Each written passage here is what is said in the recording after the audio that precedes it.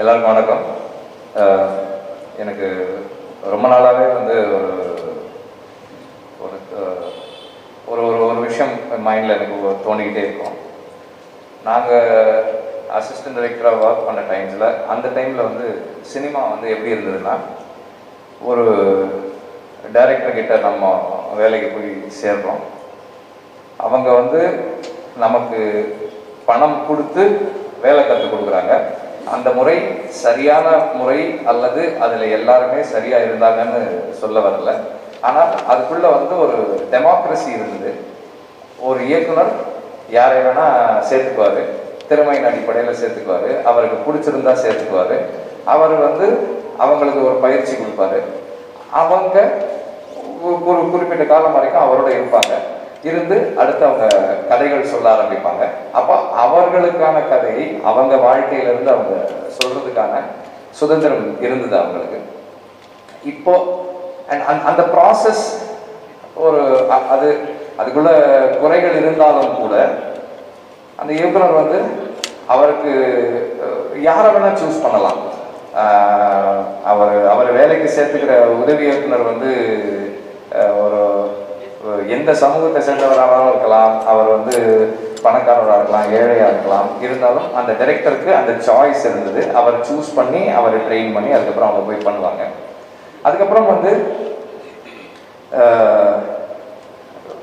கொஞ்சம் அந்த இன்ஸ்டிடியூஷன்ஸ் வந்தது.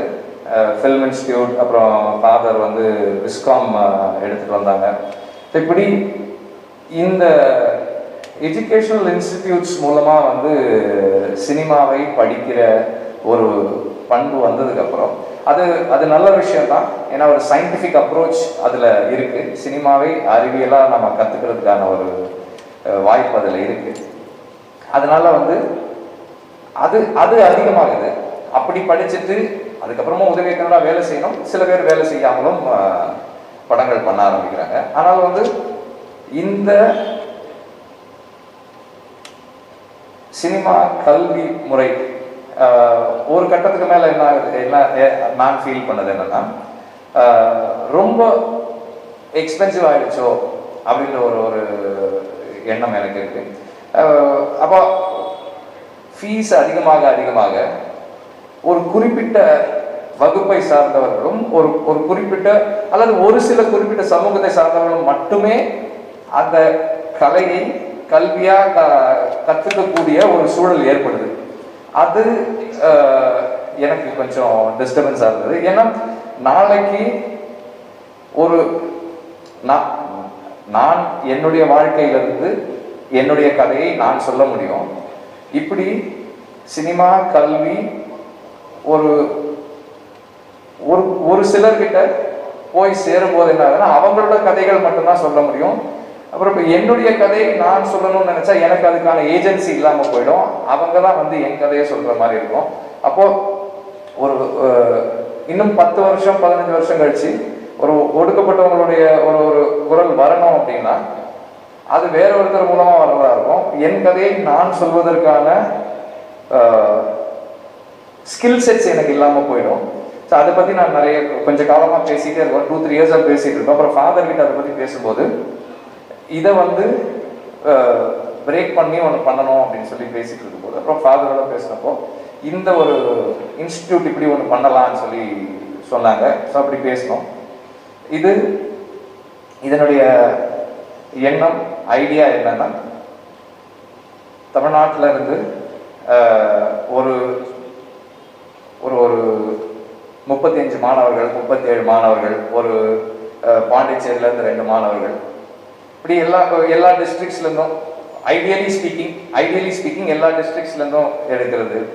அப்புறம் புலம்பெயர்ந்த தமிழர்கள் ஒரு 2 பேர் எடுக்கிறது. இப்படி செலக்ட் பண்ணி இந்த செலெக்ஷன் ப்ராசஸ்க்கு என்ன முக்கியமான ஒரு சில கிரைட்டீரியாஸ் இருக்குது. அது என்னன்னா, ஃபர்ஸ்ட் ஜென்ரேஷன் கிராஜுவேட்ஸாக இருக்கணும். இது போஸ்ட் கிராஜுவேஷன் கோர்ஸ் இது. ஸோ ஃபர்ஸ்ட் ஜென்ரேஷன் கிராஜுவேட்ஸாக இருக்கணும். அவங்க சோஷியலி பேக்வேர்ட் அல்லது எக்கனாமிக்கலி பேக்வேர்டாக இருக்கணும். அண்ட் அவங்கள ஒரு 5 பேரை ஒரு டிஸ்ட்ரிக்டில் ஷார்ட் லிஸ்ட் பண்ணுறோம்னா அவங்க வீடுகளுக்கு போய் அங்கே இருக்கிற சூழலை பார்த்து அதிலிருந்து தான் வந்து செலக்ட் பண்ணுறோம். ஸோ பேசிக்காக வந்து என்னென்னா, வாய்ப்பு மறுக்கப்பட்டிருக்கிற அல்லது வாய்ப்பு கொடுக்கப்படாமல் இருக்கிற திறமைசாலிகளை தேர்ந்தெடுத்து அவங்களுக்கு வாய்ப்பு கொடுக்கணுன்றதான் இதனுடைய பேசிக் ஐடியா. அதனுடைய செலெக்ஷன் ப்ராசஸ் எப்படின்றத ஃபாதர் எக்ஸ்பிளைன் பண்ணுவாங்க. இது ஒரு செலக்ட் பண்ணதுக்கப்புறம் ஒரு 1 இயர் அவங்களுக்கு வந்து சினிமா மட்டும் இல்லை, வரலாறு, ஆங்கிலம், psychology, philosophy, political science, sociology, இதோடு சேர்ந்து சினிமா கலையையும் சினிமாவை எப்படி பார்க்கறது, ஃபில்ம் அப்ரிசியேஷனையும் சொல்லிக் கொடுக்குற ஒரு 1 இயர் கோர்ஸ் இது. இந்த 1 இயருக்கான அவங்களோட போர்ட் அண்ட் லாட்ஜ் இதையும் நம்மளே அவங்களுக்கு வசதி ஏற்படுத்தி கொடுத்து ஹாஸ்டலில் அவங்கள தங்க வச்சு 1 இயர் படிக்க வச்சு அவங்கள அனுப்புகிறோம். இது அத்தனையும் வந்து கிராண்ட்ல, அதாவது ஒரு ஸ்காலர்ஷிப்பில் ஸ்டூடெண்ட்ஸுக்கு பண்ணுறோம். 100% ஸ்காலர்ஷிப்பில் பண்ணுற ஒரு கோர்ஸ் இது. இது ஒரு இது வந்து இந்த இனிஷியேட்டிவுடைய தொடக்கம். இது இப்போ தான் வந்து அனௌன்ஸ் பண்ணுறோம். ஐடியலி இன்னும் ஒரு 6 மந்த்ஸில் இந்த கோர்ஸை ஸ்டார்ட் பண்ணிடுவோம். அதுக்கான வேலைகள்லாம் நடந்துகிட்டு இருக்கு. அதுக்கு முன்னாடி ஒரு அறிவிப்பு இருக்கணும் அப்படின்றதுக்காக தான் இன்னைக்கு பண்ணோம். இது வந்து பாலமகேந்திரா சாருடைய இன்ஸ்டியூட்டில், பாலமகேந்திரா சாருடைய இடத்துல பண்ணுறது எனக்கு ரொம்ப சந்தோஷம். ஏன்னா வந்து சார் வந்து சினிமாவை ஒரு பாடத்திட்டமாக வந்து பள்ளிகளில் சேர்க்கணுன்றதுல தொடங்கி இதை வந்து எல்லாருக்கும் சொல்லிக் கொடுக்கணும்னு அவர் ஆசைப்பட்டது வரைக்கும் நிறைய இருக்குது. அண்டு எனக்கு வந்து வெறும் சினிமா மட்டும் இல்லை, வாழ்க்கையும் கற்றுக் கொடுத்த ஒரு மென்டார். அது எனக்கு ரொம்ப முக்கியமான ஒரு விஷயம். அண்டு இன்னைக்கு எங்கள் அப்பாவோட ஒரு பர்த்டே, அதுலேயும் இதை அனௌன்ஸ் பண்ணுறதும் எனக்கு இன்னும் நிறைவு கொடுக்குது. வணக்கம் நண்பர்கள். சில பேர் என்ன கருத்து கணிப்பு தொடர்பாக ப்ரெஸ் மீட் வைக்கிறதில் பார்த்துருக்கீங்க. இந்த வருஷம் கருத்து கணிப்பு தொடர்பான ப்ரெஸ் மீட்டுக்கு பதிலாக இந்த ப்ரெஸ் மீட்டில் வெற்றிகளோடு கலந்துக்கிறேன். இது வந்து வெற்றிகளால் ஏற்பாடு செய்யப்பட்டு இருக்கக்கூடிய ப்ரெஸ் மீட்டு, வெற்றியை நோக்கி வெற்றி நடை போடக்கூடிய ஒரு தொடக்கத்தை காட்டக்கூடிய ஒரு ப்ரெஸ் மீட்டு. இதில் கலந்துக்கிறதுல நான் ரொம்ப சந்தோஷப்படுறேன். டிரெக்டர் வெற்றிமாறன் பேசும்போது அழகாக சொன்னாங்க, இன்றைய சூழ்நிலையில் திரை கல்வி, ஊடக கல்வி, நமக்கு தெரியும் இங்கே இருக்கக்கூடிய பல பேர் ஊடக கல்வி படிச்சுட்டு தான் வந்திருப்பீங்கன்னு நினைக்கிறேன். ஏன்னா அப்படித்தானமா வந்திருப்பீங்க. கேமரா பின்னாடி இருக்கிறவங்க இந்த யங்ஸ்டர்ஸ் எல்லாருமே மீடியா ரிலேட்டடாக ஒரு ஸ்டடீஸ், ஏதாவது ஒரு ஸ்டடீஸ் பண்ணிட்டு தான் வந்திருப்பீங்க. And you know how much it castes and how much trouble you need to take starting from அந்த அப்ளிகேஷன் போடுறதுக்கு முன்னாடி கேபிட்டேஷன் ஃபீல் ஆரம்பிச்சு, அப்புறம் அந்த ஃபீஸ் இந்த ஃபீஸ் அது இது அப்படியெல்லாம் போயிட்டு ப்ராஜெக்ட் நீங்கள் பண்ணுறதுக்கு அதுக்கு ஒரு ப்ராக்ஸி ஒருத்தரை பார்த்து பண்ணி அதெல்லாம் நம்ம எவ்வளோ சிரமப்பட்டு இந்த டிகிரியை முடிச்சுட்டு வரோன்னு நமக்கு தெரியுது. அதை தான் அவர் நாசுக்காக சுட்டி காட்டினார். இன்றைக்கு ஊடக கல்வின்றது அன்அஃபோர்டபுளாக இருக்குது. சாதாரண ஒரு நடுத்தர குடும்பம்னு எடுத்துக்கிட்டாலே அவங்களாலே கூட இந்த கல்வியை கற்றுக்க முடியல. திறமை இருக்குது, தகுதி இருக்குது, ஆர்வம் இருக்குது, பேஷன் இருக்குது, ஃபயர் இருக்குது. இதெல்லாம் நம்ம பயன்படுத்துகிற வார்த்தைகள். இவ்வளவு இருந்தும் இந்த பொருளாதார காரணம் ஒன்றுனால அவங்களால அந்த திறமையை வெளிப்பட்டு வர முடியாமலே அவங்க வாழ்க்கை முடிஞ்சிருக்கு. அப்படி நிறைய பேரை நம்ம பார்க்கிறோம். இப்படிப்பட்ட ஒரு சூழ்நிலையில தான் வெற்றிமாறன்கிட்ட இந்த ஐடியாவே வந்தது. அதனால தான் நான் இந்த மீடியா டீச்சிங்கே விட்டுறணும் அப்படின்னு நினச்சிக்கிட்டு இருந்தாரு. ஆக்சுவலாக அதை விட்டுட்டு நான் கிளம்பிட்டேன். நான் வந்து நோஸ்ன்ற இடத்துல இருக்கிறேன். ஒரு இயற்கை வாழ்வியல் மையம் ஒன்று ஆரம்பித்து அதில் தான் இருக்கேன். அப்போ தான் வெற்றி பெர்சுவேட் பண்ணார். இது வந்து வித்தியாசமான ஒரு நிறுவனமாக இருக்கும், அமைப்பாக இருக்கும், ஒரு கல்வி பயிலகமாக இருக்கும். இந்த பயிலகம் வந்து வழக்கமாக திறமை உள்ளவர்கள் சென்னை மாதிரியான பெருநகரங்களில் இருக்கக்கூடிய பெரிய கல்வி நிறுவனங்களில் போய் பெரும் பணம் செலவு பண்ணி படிக்கக்கூடிய ஒரு படிப்பாக இருக்குது. அந்த டைனாமிக்ஸ் அப்படியே நம்ம ரிவர்ஸ் பண்ணுறோம். இப்ப எப்படின்னா நம்முடைய பயிலகம் எங்கு திறமைசாலிகள் இருக்கிறார்களோ அவர்கள் இருக்கக்கூடிய இடத்தை நோக்கி செல்லும். அந்த ப்ராசஸ் அப்படியே உள்டாவா ரிவர்ஸ் ஆகும். இந்த பயிலகம் எங்கு திறமை உள்ளவர்கள், தகுதி வாய்ந்தவர்கள், ஆர்வம் மிக்கவர்கள் இந்த துறையில ஏதாவது சாதிக்கணும், இந்த சமுதாயத்திற்கு பயனுள்ள ஒரு விஷயத்தை, பயனுள்ள ஒரு என்டர்டெயின்மெண்ட்டை, ஹெல்த்தியான ஹோலிஸ்டிக் என்டர்டெயின்மெண்ட்டை கொடுக்கணும் அப்படின்ற கனவோட இருக்கிறாங்க பார்த்தீங்களா?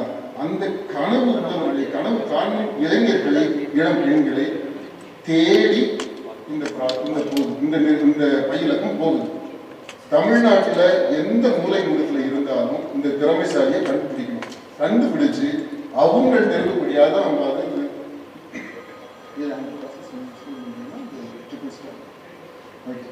அது முதல்ல திறமை உள்ளவர்களை கண்டடைவது, கண்டுபிடிக்கிறது, கண்டுபிடிச்சு அவங்களுடைய வாழ்க்கையில ஒரு விடிவை ஏற்படுத்துறது தான்.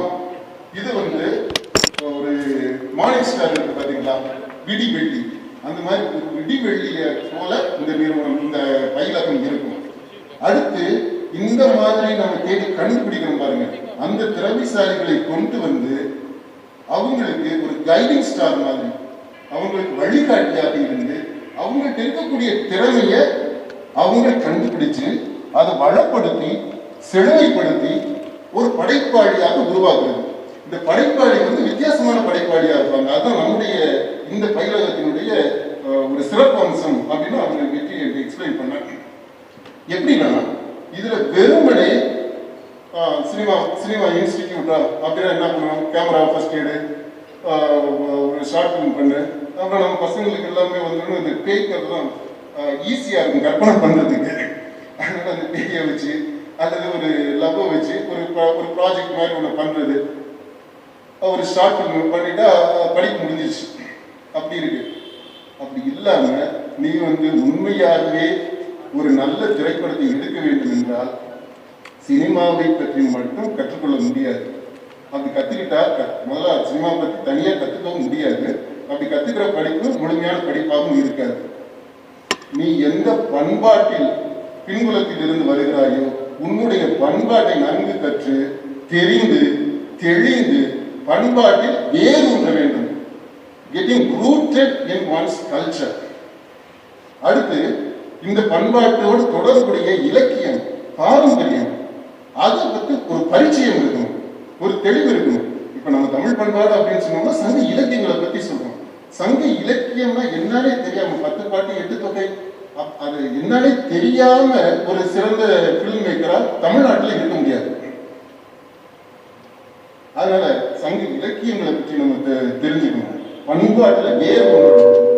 அடுத்து இந்த படம் எடுக்கிறது, திரைப்படமா எடுக்கிறோம் அப்படின்னா எதுக்கு? அங்கதான் சமூக பொறுப்புணர்வு இருக்கு. ஒரு சமூக பொறுப்புணர்வோடு சோசியல் இக்விட்டியை மனதில் வைத்து, அதாவது சமூக சமனாக்கம், அந்த சமனாக்கம் அப்படின்ற அதை நோக்கிய படம் எடுக்கணும்.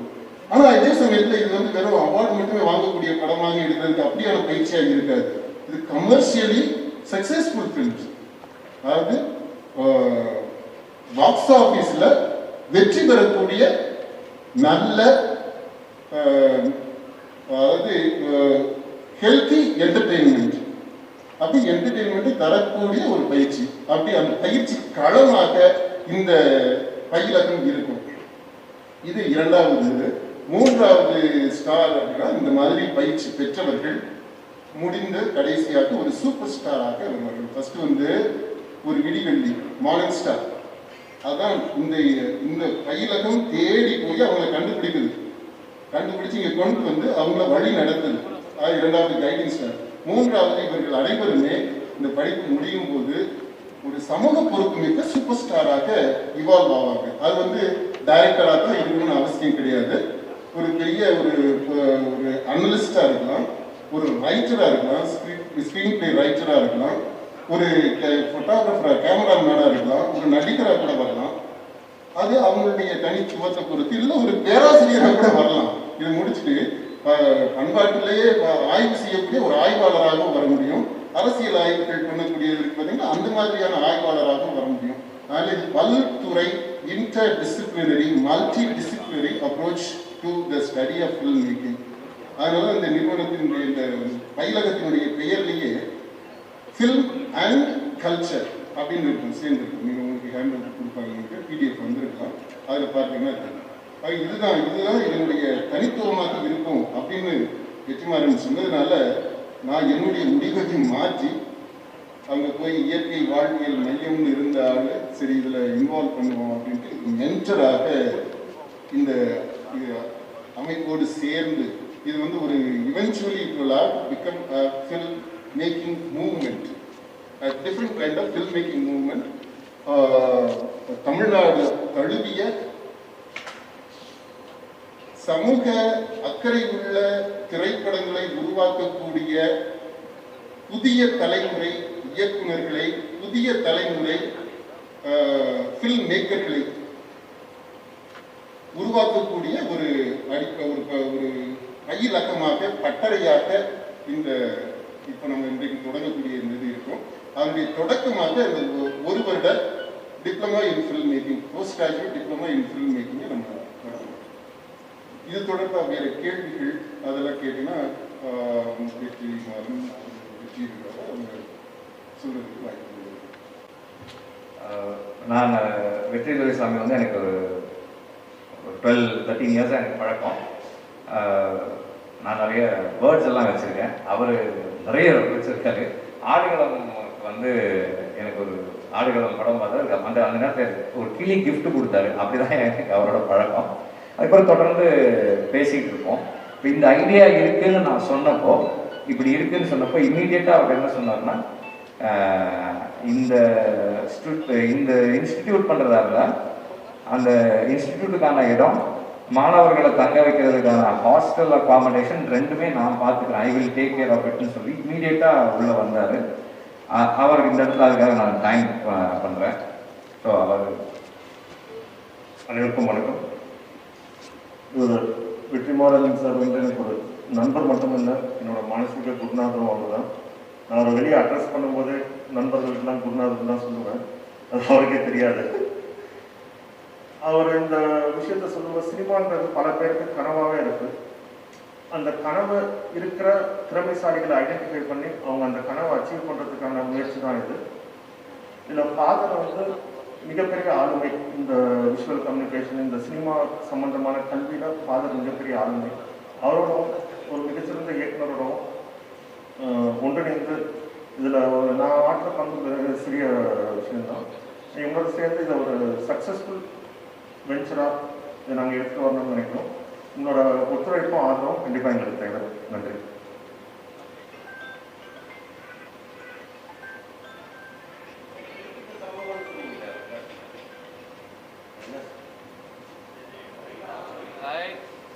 எப்படி இல்லை அப்படி சொல்லலை, நான் ரெப்ரசன்டேஷன் வந்து கம்மியாகுது அப்படின்றேன். இப்போ இன்னைக்கு இருக்கிற சூழ்நிலையில் இப்போ ஃபில்ம் எஜுகேஷன் வந்து ரொம்ப எக்ஸ்பென்சிவ் ஆக ஆக நாளடைவில் ரெப்ரசன்டேஷன், எல்லாருக்குமான பொதுவான ரெப்ரசன்டேஷன் குறையும் அப்படின்னு தான் நான் சொன்னேன்.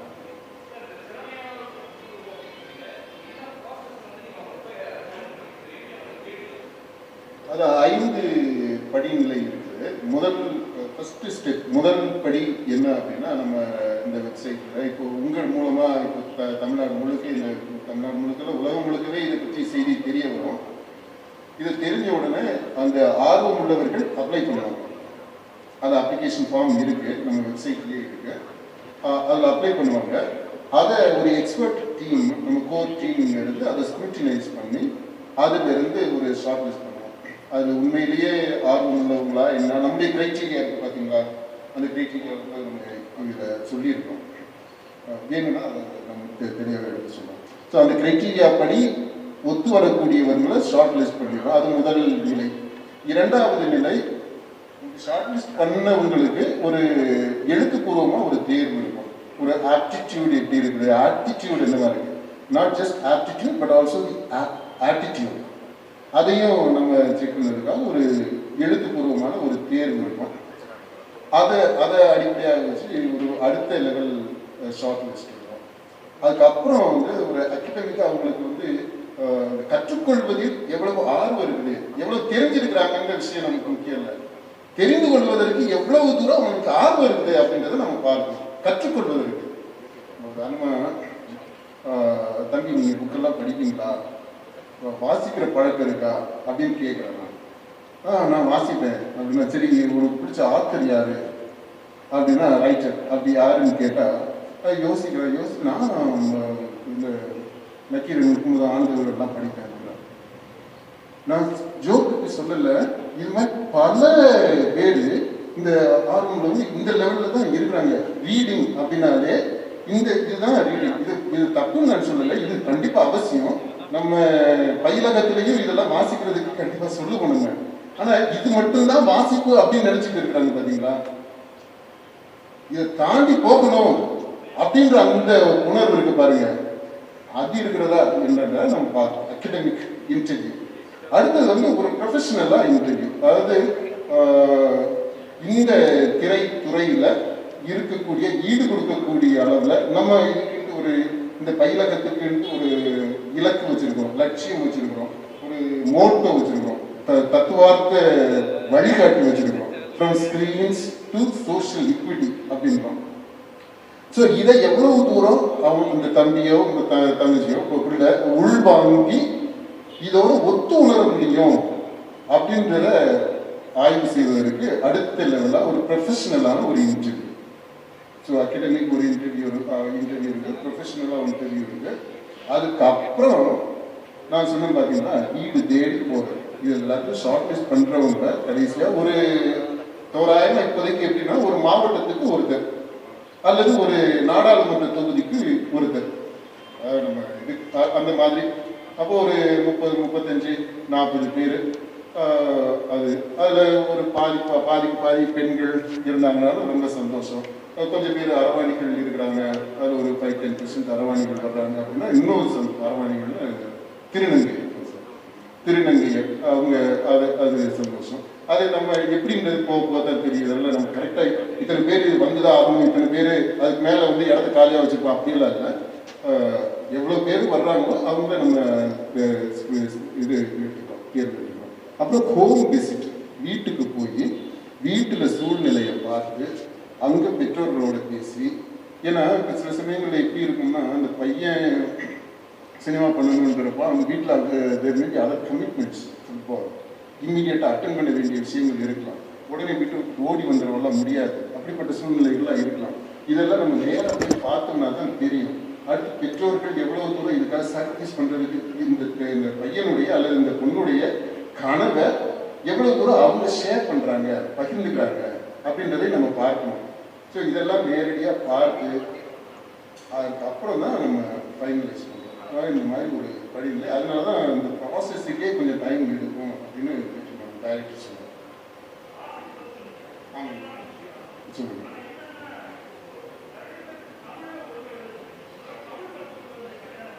கண்டிப்பா கண்டிப்பா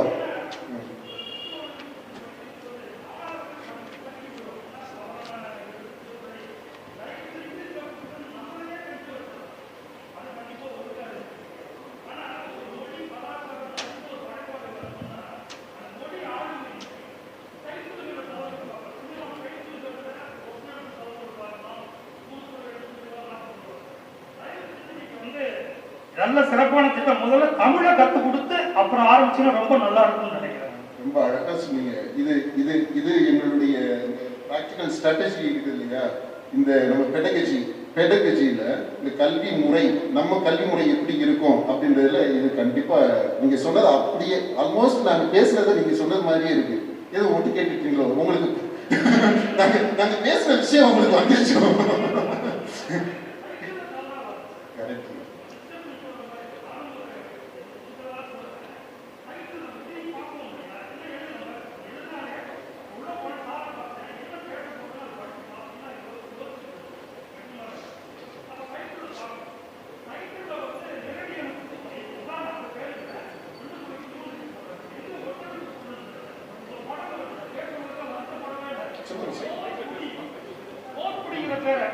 போர் குடிங்கிற பேரை போர் ஸ்பேஸ் விட்டு குடின்னு சண்டை போட்டு போய் குடி, போர் பண்ணிட்டு குடி அப்படின்னு அதுக்கு அர்த்தம் வருது. போர் பண்ணிக்கிற வார்த்தைக்கு ஏன்னா மொழி ஆளுமை இல்லாத ஒருத்தன், மொழியை நேசிக்காத ஒருத்தன் அவன் இனத்தையோ அவன் கலாச்சாரத்தையோ நேசிக்க முடியாது. அந்த மொழி சரியா கையாளுற தன்மை வந்தாதான் மொழிப்பற்று, மொழி வழியா இனப்பற்று, தன் நிலப்பற்று வரும். அதனால தமிழை முதல்ல சரியா கற்றுக் கொடுப்பது உங்களுடைய மிகச்சிறந்த முயற்சிகள்ல முக்கியமாக நான் ஆசைப்பட்டேன். முன்னதான் தெரியாது, நானே இப்பதான் வந்தேன். ஒன்றா யோசிச்சிருக்கோங்கிறது வந்து எனக்கு மிகுந்த சந்தோஷம். நம்முடைய ஃபேக்கல்ட்டிலேயே ஆசிரியர் குழுவில் தமிழ் ஆசிரியர் ஒருத்தர் நம்ம எடுத்துருக்கோம்.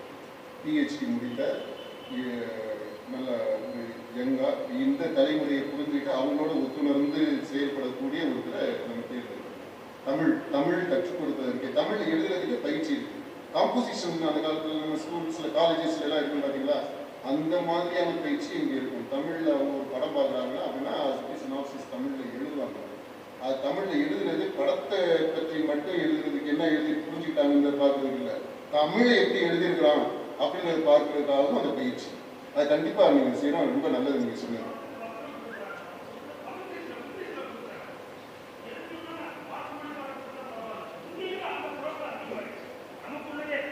அது ரொம்ப வேதனையானதாகவும் ரொம்ப வருத்தத்துக்குரிய விஷயம். நம்ம தானே பேசுறோம், நமக்குள்ள தானே பேசிக்கிறோம். எதுக்கு ஆங்கிலத்தில் வசனத்தை எழுதி கொடுக்க வேண்டியங்கிற ஒரு கொடுமையான நிலைமைகள். அது ஆங்கிலமும் இல்லை, தமிழ்லேஷன் ஒரு இல்லாத மொழியை அதையெல்லாம் மாற்றுவதற்கு சரியா நல்லா இருக்கும். நிறைய நேரத்துக்கு நன்றி.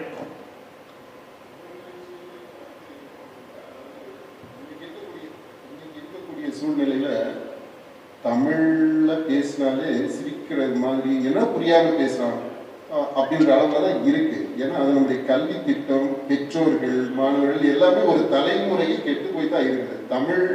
தமிழா இல்லை, ஆங்கிலம் கலந்துதான் இருக்கு. அதை நம்ம தவிர்க்க முடியும். இந்த ரியாலிட்டியை நம்ம கணக்கில் எடுத்துக்கணும். இப்போ நம்ம பேசுறதுலேயே பாருங்க, நான் தமிழ்ல எனக்கு ஆர்வம் இருக்குது, தமிழ்ல எழுதுறேன், இருந்தாலும் பேசும்போது அத்தனை ஆங்கில வார்த்தைகள் வந்துடுது. அது தவிர்க்க முடியாத ஒரு சூழலாக இருக்கு. ஆனால் அது கான்சியஸா எவ்வளவு ஆங்கிலத்தை தவிர்த்துட்டு எவ்வளவு நல்ல தமிழ்ல எளிமையான தமிழ்ல நம்ம சொல்ல முடியுமோ அதற்கான பயிற்சி கண்டிப்பா இங்க இருக்குங்க சார். அது மட்டும் இல்ல, ஆங்கிலம் எழுதுவதற்குமே இங்க பயிற்சி இருக்கு. எளிய சரியான ஆங்கிலம், அதுக்கு ஒரு ஆங்கில பேராசிரியரையும் நம்ம இதுல சேர்த்து சார். இந்த கேள்வி சார், அந்த பொருளாதாரத்தில் பின்தங்கின அனைத்து தமிழக சமுதாயம் மக்களுக்குமான தேர்வாக இருக்குமா சார் அவங்களோட இந்த லிஸ்ட்டு? எல்லா ஜாதியினருக்கும்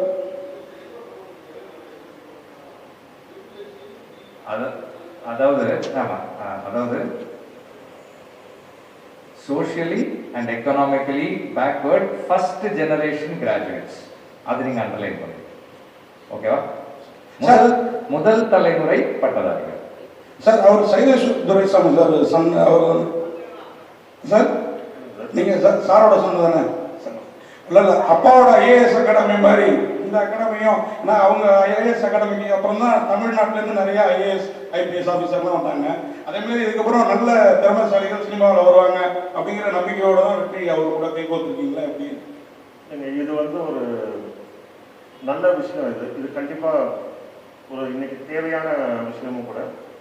அது இயக்குனரும் ஃபாதரும் சொல்லும்போது இதை சேர்ந்து பண்ணுறது முதல்ல ஆசைப்படுது. இதுக்கும் அந்த ஐஏஎஸ் இன்ஸ்டியூட்டுக்கும் ஏதாவது சம்மந்தம் இல்லை.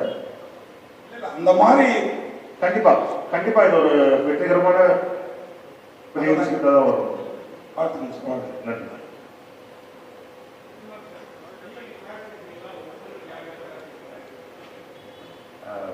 ஃபாதர் வந்து எப்படி சொன்னாங்கன்னா, மாசத்துக்கு ஒரு தடவையாவது நான் வந்து ஸ்டூடெண்ட்ஸோட இன்ட்ராக்ட் பண்ணி ரிவ்யூ பண்ணணும் அப்படின்னு சொல்லியிருக்கேங்க. ஐ திங்க் நான் ஃப்ரீயாக இருக்கும்போது, நான் அவைலபிளாக இருக்கும்போது கண்டிப்பாக போவேன். பட் நான் வந்து உங்கள் டீச்சிங் ஃபேக்கல்ட்டி கிடையாது. ஏன்னா எனக்கு சொல்லி கொடுக்கறதுக்கான, அதாவது சினிமாவை ஒரு கலையாக சொல்லி கொடுக்கறதுக்கான எக்ஸ்பர்டீஸ் எனக்கு கிடையாது. ஆனால் போய் என்னுடைய அனுபவங்களை நான் அந்த மாணவர்களோட ஷேர் பண்ணிக்கலாம். ஐ திங்க் அது அவங்களுக்கு என்கரேஜிங்காக இருக்கும்னு நினைக்கிறேன். அந்த அளவுக்கு எனக்கு இப்போ சொல்லிக் கொடுக்கறதுன்றது அது வேற ஒரு ஆற்றல், அது எனக்கு இல்லை. பட் நான் போய் அந்த அனுபவங்களை சொல்லி ஷேர் பண்ணிக்கலாம். சமூகம் இதெல்லாம் வந்து அப்புறம் இப்போ அனுராக் கஷ்யப் இன்னும் 2-3 பேர்லாம் வந்து இந்த கோர் கமிட்டியில் இருக்காங்க. அவங்களும் ஃப்ரீயாக இருக்கும் போது வந்து இன்ட்ராக்ட் பண்ணுவாங்க. இங்கே இப்போ தமிழில் ஒர்க் பண்ணுற நண்பர்கள் எல்லாருமே வந்து நம்ம கூப்பிட்டா வந்து ஒர்க் பண்ணுவோம். சமூகம் இதெல்லாம் பேசணும்னால கேட்கும். நான் தென் மாவட்டம் திருநெல்வேலியிலேருந்து வந்தவங்க.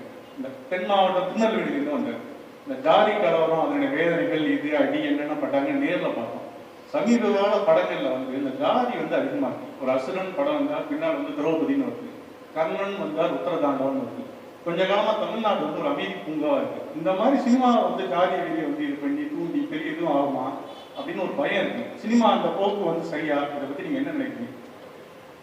அவங்கவுங்களுக்கான கதையை அவங்க சொல்றதுக்கான உரிமை இருக்கு இல்லையா? அந்த கதைகள் சொல்லணும்னு தான் நினைக்கிறேன். எல்லா விதமான கதைகளும் வரணும். அது அதனுடைய சினிமா வந்து சமூகத்தில் என்ன இருக்கோ அதுதான் பேசுது.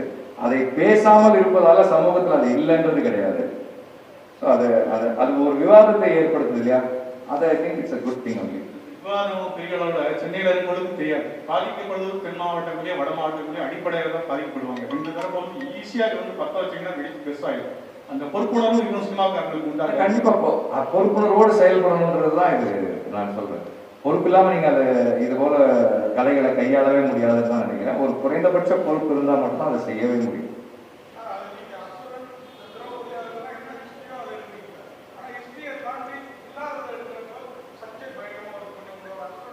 எல்லாருமே பாராட்டினாங்க. அதே மாதிரி அந்த திரௌபதியும் சில பாராட்டாங்க, சில இது பண்ணாங்க. இப்போ வந்து கர்ணன் வந்து ஹிஸ்டரிக்கு தாண்டி எடுத்தாங்க அப்படிங்கிற ஒரு விமர்சனம் வாதம்லாம் இருக்குது. அதை பற்றி என்ன நினைக்கிறீங்க?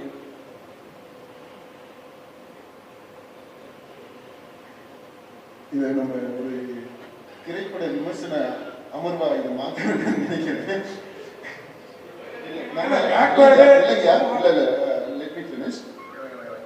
நம்ம வந்து ஒரு புதிய பயிலகம் வந்து ஆரம்பிக்கிறோம். அந்த பயிலகம் திரை பண்பாடு பயிலகம். இது பயிலகம், இது ஆய்வகம். It's going to be soon a research institute. Research பண்ணக்கூடிய திரைப்படத்தில் பண்பாட்டோடு தொடர்புபடுத்தி அரசியலோடு தொடர்புபடுத்தி ஆய்வு செய்வதற்கான ஒரு ரிசர்ச் இன்ஸ்டிடியூட்டாகவும் இது இந்த ஒரு ஆண்டில் மாறும். அதை நோக்கி தான் நம்ம போய்கிட்டு இருக்கோம். இதை பற்றிய விளக்கங்கள் அதில் நம்ம சொல்லும்போது என்ன தெளிவாக சொல்கிறோம் அப்படின்னா, இந்த நாம் தொடங்கி இருக்கக்கூடிய இந்த பயிலகம் ஆய்வகம் பண்பாட்டில் வேரூன்றிய சினிமா கலையில் தொழில்நுட்பத்தில் ஒரு பாண்டித்தியம் பெற்ற சுற்றுச்சூழல் அந்த விழிப்புணர்வு உடைய சமூக அக்கறை உள்ள திரைத்துறையினர், திரைப்பட இயக்குனர் மட்டும் மற்றவங்க இருக்காங்க. அந்த திரைத்துறையில திரை தொழில் செய்யக்கூடியவங்க, என்டர்டெயின்மெண்ட் பொழுதுபோக்கு தொழில் செய்யக்கூடியவங்க உருவாக்கக்கூடிய ஆய்வகமா பயிலகமா இது இருக்கும். இன்றைக்கு இருக்கக்கூடிய பிரச்சனைகள் இருக்கு, திரைத்துறையில பிரச்சனைகள் இருக்கு, சமுதாயத்தில் இருக்கு, அரசியல் இருக்கு. அதை நம்ம இங்க விவாதிக்க வேண்டாம். ஆனா இந்த பிரச்சனைகளை கண்டிப்பா இந்த மாணவர்கள் படிப்பாங்க. There will be a subject called political science, public administration, sociology, social psychology. இந்த பாடங்கள் எல்லாம் படிப்பாங்க. படிக்கும்போது இன்றைக்கு இருக்கக்கூடிய அப்புறம் கல்ச்சுரல் ஆந்த்ரோபாலஜி. ஸோ இந்த பாடங்கள்லாம் படிக்கும்போது ஆப்வியஸ்லி நீங்கள் கேட்டீங்க இல்லையா, நீங்கள் கேட்குற கேள்விகள் இருக்கு இல்லையா, இந்த கேள்விகளை கண்டிப்பாக அட்ரஸ் பண்ணி தான் ஆகும். அது வந்து பாடத்திட்டத்திலே இருக்கு. அதனால நீங்கள் ஒரு 1.5 ஆண்டுகள் காத்திருக்க வேண்டும். இந்த நம்ம அவுட்புட்டு எப்படி வருது அப்படின்றத ஒட்டி அந்த கான்வொகேஷனுக்கு கண்டிப்பாக வெற்றிமாறன் இயக்குனர் வந்து ஒரு ப்ரெஸ் மீட் ஏற்பாடு பண்ணுவார் கான்வொகேஷனுக்கு. அப்போ நீங்கள் வந்து இப்போ கேட்க நினைக்கிற கேள்விகள்லாம் அப்படி just hold on for some time and இந்த convocation you ask all this. Sir, ஒரு வருஷத்துக்குள்ள இந்த சோசியாலஜி எல்லாத்தையும் கற்றுக் கொடுத்துட முடியுமா சார் சினிமாவோட சேர்த்து? ஒரு வருஷத்துக்குள்ளார நீங்க சொன்னீங்கல்ல, இப்போ இவர் சொல்றாரு தமிழே ஃபண்டமெண்டலே தெரியாம இருக்காங்க அப்படின்ட்டு. அப்போ இந்த சப்ஜெக்ட்லாம் சேர்த்து கற்றுக் கொடுத்துட முடியுமா சினிமாவோட? இல்லை, நம்ம வந்து உடனே இப்போ பொலிட்டிக்கல் சயின்ஸ்ன்னு சொன்ன உடனே PhD இன் பொலிட்டிக்கல் சயின்ஸ் அந்த அளவுக்கு நீங்கள் யோசிக்காதீங்க. அரசியல் அப்படின்னு சொன்னோம்னா அந்த அரசியல்ல என்ன ஒரு ஃபில்ம் மேக்கர் என்ன தெரிஞ்சிருக்கணும் அந்த விஷயம். சோசியாலஜினா பேசிக் பிரின்சிபிள்ஸ் ஆஃப் சோசியாலஜி தெரியணும். சைக்காலஜியை பற்றி பேசும்போது பர்சனாலிட்டி தியரிஸ் ஆஃப் பர்சனாலிட்டி தெரிஞ்சிருக்கணும். ஏன்னா அவன் வந்து இமீடியட் அந்த பர்சனாலிட்டி தியரிஸை வந்து கேரக்டரைசேஷனுக்கும் பயன்படுத்த முடியும். ஒரு திரைப்படத்துல கேரக்டர் உருவாக்கத்துக்கு சொந்தமாக யோசிக்கிறது இருக்கு. இப்போ சைக்காலஜி தெரிஞ்சிருந்தா அவனுடைய ஆளுமையை பற்றியும் தெரிஞ்சுக்க முடியும். அடுத்து அவன் உருவாக்கக்கூடிய கேரக்டரும் ஒரு ஆளுமை மிக்க கேரக்டர்ஸ் அவன் கதையில உருவாக்க முடியும். ஸோ அந்த மாதிரி தான் நம்ம திட்டமிட்டு இருக்கோம். ஓராண்டுக்குள்ள முடிக்கக்கூடியது 24 மணி நேரமும் அவங்க படிக்கிறதுக்கு available. This is entirely residential. முழுக்க 100 விழுக்காடு இது உண்டு உறைவிட பள்ளி. அதனால 24 மணி நேரத்தில் எப்போ வேணாலும் எந்த வகுப்பும் நடக்கலாம். அதுக்கு அவங்க தயாரா இருப்பாங்க. அப்படி நீங்க புரிஞ்சுக்கிட்டீங்க அப்படின்னா வெறுமனே 4 மணி நேரம் 3 மணி நேரம் காலேஜ் இருக்கு பார்த்தீங்களா, அந்த கான்செப்டை வச்சு பார்த்தோம்னா இது நடக்காது. இப்போ ஓராண்டுல அவங்க படிக்க போறது 3 ஆண்டுகளுக்கான படிப்புகளை படிச்சு முடிச்சுருவாங்க. அதுக்கு கண்டிப்பா இங்க உத்தரவாதம் அதுக்கு உத்தரவாதம் நான் இருக்கேன் சார். இப்போ கிரியேட்டர்ஸ் பார்த்தீங்கன்னா பழைய காலத்துல இந்த இயக்குநர்கள் எல்லாம் பார்த்தீங்கன்னா ஒன்று நல்ல கல்வி முறை, அதாவது அவங்களோட மென்டார்கள் கிட்ட ஒழுங்கான கல்வியை கற்றுக்கிட்டு அதுக்கப்புறம் இயக்குறாங்க. அப்படிப்பட்ட படங்கள்ல பார்த்தீங்கன்னா கவர்ச்சின்னு சொல்லிட்டு காமம் கிடையாது, ரொம்ப கொச்சைப்படுத்தக்கூடிய காமம் கிடையாது. அதுக்கப்புறமா பார்த்தீங்கன்னா ட்ரக்ஸ் வந்து பார்த்தீங்கன்னா அந்த காலத்துல கிடையாதுங்க. இப்ப இருக்க இயக்குநர்களும் ஃபிலிம் இன்ஸ்டியூட்ல படிச்சதெல்லாம் ஒழுங்கா பண்றாங்க. ஆனா இந்த ஃபாரின் ஃபிலிம்ஸ் வரைக்கும் பார்க்குறேன், ஷார்ட் ஃபிலிம்ஸ் வரைக்கும் பண்றேன் அப்படின்ற ப்ராப்பர் எஜுகேஷன் இல்லாம வரவங்க பார்த்தீங்கன்னா இன்னைக்கு அவங்களோட நிறைய படங்களை பார்த்தீங்கன்னா அதுல வன்முறைகள் அதிகமா இருக்கு, அதுக்கப்புறம் ட்ரக்ஸ் நிறைய இருக்கு, அதுக்கப்புறம் பார்த்தீங்கன்னா ஆபாச காட்சிகள் நிறைய வருது. ஒழுங்கான மென்டார் கிட்ட வரவங்க அந்த மாதிரி பண்றது இந்த மாதிரி புதுமுகமாகட்டும் வரவங்க வந்து அவங்கள வந்து செல்ஃப் மேட் டிரெக்டர்ஸ் ஆட்டம் வராங்க. அதாவது பழைய படங்கள் பார்க்குறாங்க, பழைய படங்கள் ஃபாரின் ஃபிலிம்ஸை பார்க்குறாங்க. Foreign culture is totally different from Indian culture. For example பார்த்தீங்கன்னா தமிழ் கல்ச்சரே கவர்ச்சியில் பார்த்தீங்கன்னா ஓரளவோடு தான் இருக்கும். அது நார்த் இந்தியன் ஃபிலிம்ஸ், இந்த ஹிந்தி ஃபிலிம்ஸ் அந்த மாதிரி பார்த்தீங்கன்னா ரொம்ப ஆபாசமாக இருக்கிற மாதிரி நமக்கு தெரியும். பட் அந்த மாதிரி கல்வி இல்லாமல் நீங்கள் கற்றுக் கொடுக்கணும் அப்படின்ற ஒரு எண்ணம் வச்சிங்கன்னா நல்லா இருக்கும்.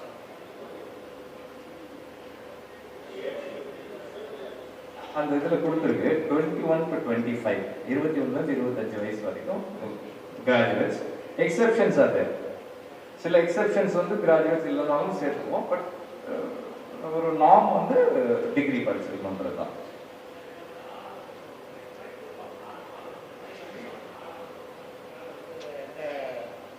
வாழ்வாதாரத்துக்கு வேற ஏதாவது துறைகளுக்கு ஒர்க் பண்ணிட்டு இருப்பாங்க. அதை விட்டுட்டு இந்த தொழிலுக்கு வரணும்னு சொல்லி இந்த இன்ஸ்டியூட்ல சேர்றாங்கன்னு வச்சுக்கோங்க. அந்த ஒரு ஆண்டு காலத்துக்கு வந்து அவங்க எப்படி சமாளிப்பாங்க ஃபேமிலியை? அதுக்கு அந்த இதை ஒதுக்கீடு கட்டுறதுக்கு திட்டம் அவங்க தங்குறதுக்கு படிக்கிறதுக்கு சாப்பிட்றதுக்காக தான் நம்ம பார்த்துக்குவோம். அந்த அளவுக்கு நம்மளால பண்ண முடியும். நீங்க கேட்டது அதுக்கு நான் சொன்னேன். நான் இந்த ஹோம் விசிட் பார்த்தீங்களா, வீட்டை போய் நேரடியாக பார்க்கும்போது அதை நான் எக்ஸ்பிளைன் பண்ணேன். இந்த வர விரும்புறதுக்கு ஆணோ பெண்ணோ அவங்களுடைய கனவு இருக்கு. இந்த கனவை பேரண்ட்ஸு பெற்றோர்கள் எவ்வளோ தூரம் ஷேர் பண்ணுறாங்க, எவ்வளோ தூரம் சப்போர்ட் பண்ண முடியும், எவ்வளோ தூரம் இவருக்கு இந்த ஃபேமிலியில் கமிட்மெண்ட் இருக்கு, இது எல்லாத்தையும் நம்ம நேராக பேசுகிறோம். குடும்பமாக உட்கார்ந்து பேசி சப்போஸ் இந்த பையன் வந்து எக்ஸப்ஷனலாக இருக்கிறான், கண்டிப்பாக படித்த ஒரு ஆண்டு படிப்பு வந்து அவனுக்கு வாழ்க்கையில் பெரிய அளவில் கை கொடுக்கும் அப்படின்னா அது பெற்றோர்கள்ட்ட நாம் பேசுவோம். தம்பியுடைய சார்பாக அது தங்கையுடைய பிள்ளையோட சார்பாக நம்ம வீட்டில் பேசி அவங்கள அதுக்கு போராட்டத்துக்கு என்ன ஏற்பாடுகள் பண்ண முடியும் அப்படின்னு அந்த பயம் இருந்துச்சு. அது எல்லாத்தையும் பார்த்து நம்ம டிசைட் பண்ணோம். ஆனால் அதுக்கு இதை காம்பன்சேட் பண்ணுறது மாதிரி நீங்கள் பண உதவி ஸ்டைப்பண்ட் கொடுக்குறது அந்த மாதிரி அந்த அளவுக்குலாம் நம்ம போக முடியாது. நானா பயிலரங்கம் இல்லை, சென்னையில் தான் கண்டிப்பாக இருக்கு. இடம் எல்லாமே ரெடி ஆயிடுச்சு. இப்போ அது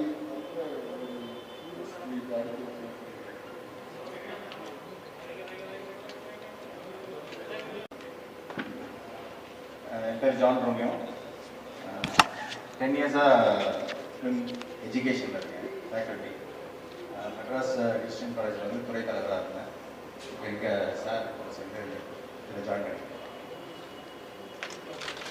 ஜான் ஒரு ஷார்ட் ஃபிலிம் எடுத்து கேன் ஃபிலிம் ஃபெஸ்டிவலில் பெஸ்ட் ஷார்ட் ஃபிலிம்னு அவார்டு வாங்கியிருக்காரு அவர். அப்புறம் ரோஸ்லின் வந்து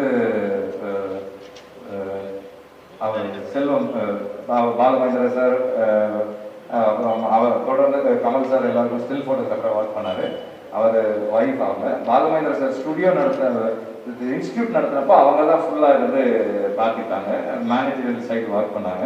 ஸோ இந்த இன்ஸ்டிடியூட்லையும் she'll be taking care of that. And Jagadish, Bala, இவங்க வந்து ஜெகதீஷ் வந்து என்னோட ஃப்ரெண்டு, நாங்கள் 2 பேர் ஒன்றா ஒர்க் பண்ணோம், இப்போ கூட ஒர்க் பண்ணுறாரு. அண்ட் பாலா வந்து சாரோடைய இன்ஸ்டியூட்டில் லாஸ்ட் பேட்ச் படித்தான். அதுக்கப்புறம் வந்து என்ன ஒர்க் பண்ணிட்டு இருக்கான். ஸோ இந்த இன்ஸ்டியூட் ஒர்க் எல்லாரும் ஷேர் பண்ணி தான் செய்கிறோம். இன்னும் நிறைய பேர் இருக்காங்க, மற்றவங்களும் இருக்காங்க. பட் இப்போ வரைக்கும் இவங்க எல்லாம் ஒர்க் பண்ணியிருக்காங்க. அதுதான் நண்பர் மீடியா ஃப்ரெண்ட்ஸ், ஒரு ரிக்வெஸ்ட்டு. நம்ம ஆங்கிலத்தில் அந்த ஹேண்ட் இருக்கு, தமிழில் நம்ம போடும்போது திரை ஹைஃபன் பண்பாடு ஆய்வகம், திரை பண்பாடு ஆய்வகம் அப்படின்னு அந்த மாதிரி. நன்றி.